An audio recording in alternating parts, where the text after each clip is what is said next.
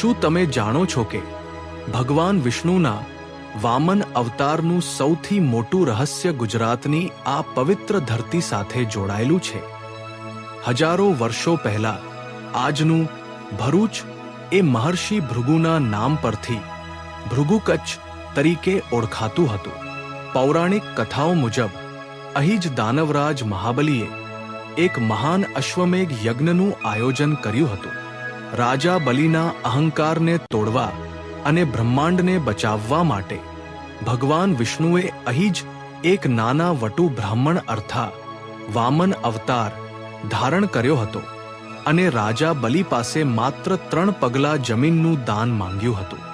ભરૂચનો આ એ જ દશાશ્વમેધ ઘાટ છે જ્યાં ભગવાને 2 જ પગલામાં આખી પૃથ્વી અને આકાશ માપી લીધા હતા. ગુજરાતના આ અદ્ભુત રહસ્ય વિશે શું તમે પહેલા જાણતા હતા? કમેન્ટમાં જરૂર જણાવો અને આવા જ રોચક વિડીયો માટે ચેનલને સબસ્ક્રાઇબ કરો.